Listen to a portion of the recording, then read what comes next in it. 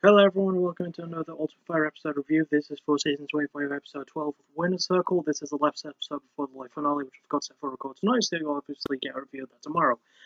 If I'm able to watch it, it always depends on what happens. So, a couple of things did happen in this episode. Obviously, this is the last fight of the season before the finale. We have James Krause as Chester Taylor for this one. I kind of spoiled it a little bit there. James Krause is cleared to fight in this one. He goes to the eye doctor, Dr. Gregory Zoo. I think I'm saying that right.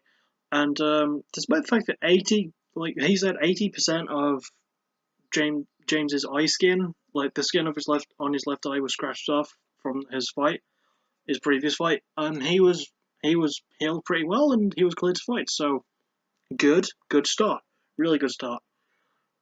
Then we actually go to the house itself, which we really haven't seen a lot of this season. We saw it barely in the previous one, but we saw it a lot more than we did for this one. It's weird. Yeah, and also when James Krause was tied, also something just really went bright. That's weird. When James Krause started getting tired of an argument, of a drunken argument, which we'll get to later in a bit, he went to bed apparently in these weird little corridors, which we'd never seen before. It's strange, very strange. Anyway, very important focal point. Tim Elliott, who won the last season but lost to Demetrius Johnson in the finale because Demetrius Johnson is amazing, he was brought in by Cody Garbrandt to help James Krause out with his fight. Because the two are friends and training partners, and James actually started coaching Tim Elliott when they first met, so that's really, really cool. So he gives him some poise in the gym, and then we get to the actual house itself, and drunken shenanigans begin when one of the other people with Tim Elliott is a dude named Zach Cummings, who was on season 17 4 years ago. He won his fight to get in and kind of did really bad after that. Sad but true. Anyway. Yeah, so Tim Elliott, Zach, and a couple of other unnamed trainers. Actually, no, I think one of them was James Krause. There was only one dude there who didn't have a name. They were sat around this little fire which Tim Elliott called the Winner's Circle, as we understand. And all the members of Team Garbrandt were in the hot tub having beers, which is never a good combo. Especially considering that they're the team that have lost pretty much everything. Like, they have no chance of getting back into the season, really. Especially considering it's going to be the finale tonight. So, Seth Basinski is the one that started shit talking. He was a bit more quiet this season after his loss.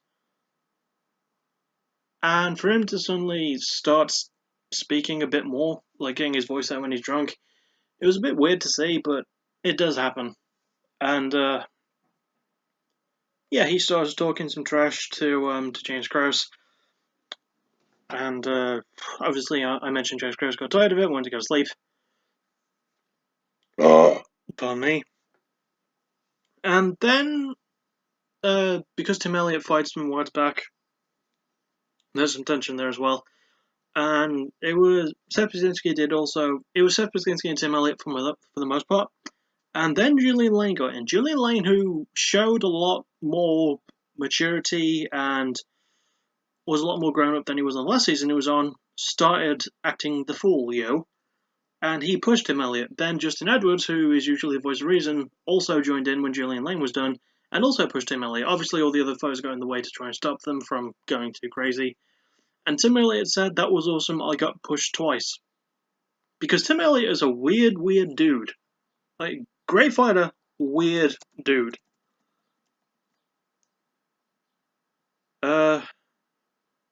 Yeah. Oh, the Krause thing again. This was still during the drunken thing. Before Krause went to sleep, Seth Basinski started talking some shit to him, and there was a little bit of a small altercation with Seth Basinski started because he was drinking a lot. So, yeah, that was a weird back and forth thing. And there really isn't a whole lot to talk about. The weigh-in was uneventful. There was obviously some tension between Cody and TJ when they closed up for their fight at in December, I think it is. I don't really know. I know the fight is going to be slightly delayed because Cody's still having some problems with his back, so that's the thing. What was it? Oh yeah, the fight itself. I almost forgot about probably the most important part of any episode of the show, the fight itself. Jesse Taylor versus James Krause, and boy, it was really one-sided. So James Krause weirdly started with a takedown, then Jesse Taylor got the better of it, and he landed pretty much all his takedowns throughout the fight. Then round 3, he managed to. I don't really remember much. There was some really good wrestling from Jesse, good transitions from time to time from Krause. Some also good transitions from Jesse. Some really great ground pound from Jesse. And then round 3, and Jesse got the mount and managed to get a mounted guillotine. The moment he sunk it in, though, James Krause was instantly out. Like, he was instantly out cold. He didn't tap. It was just like, that was a really tight squeeze on that guillotine. From that position as well, they were against the cage. Very difficult to get the mounted guillotine. So, yeah, really good showing from Jesse Taylor, and he's going to be fighting Dhiego Lima to determine who will be the next Ultimate Fighter. Dhiego Lima was the Season 19 runner-up, lost to Eddie Gordon. Jesse Taylor was on his way to the Season 7 finale, but we all know what happened. He got drunk, he smashed out a limousine window, and he started harassing female hotel staff at the hotel he was staying at. Well, he was supposed to be staying at, then they kicked him out because he was drunk and harassing the female staff there. That, you know. And that's pretty much it. That was the end of the season. All in all, this was a good season. Not fantastic by any means, but it was pretty good. The coach's challenge, as always, is amazing. There were some points where it could have been better. It would have been nicer to see more of the house stuff, but I guess like a lot of the fighters really want to be a bit more focused on the actual fights. And I think the cameras want to be more focused on that as well instead of, and less so on the house drama, especially considering that most of the drama has come from TJ and Cody, the coaches themselves on the season. So it's very weird how that happens, but it's not unusual, and it's happened for an Ultimate Fight seasons. So there's really not a whole lot else to say. I'll see you hopefully tomorrow for the Ultimate Fighter finale review, where we will have our next Ultimate Fighter, the winner, the winner of the 25th season, the Redemption season.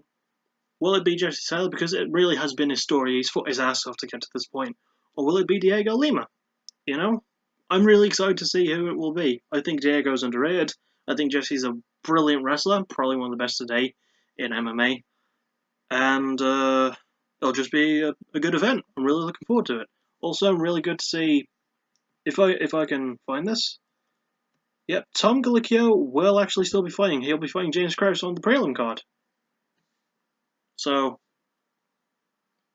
cool. Really, that's all I can say. I'll see you all tomorrow. Take care and stay safe and don't do school, stay in drugs. I mean, you know what I mean. See you tomorrow.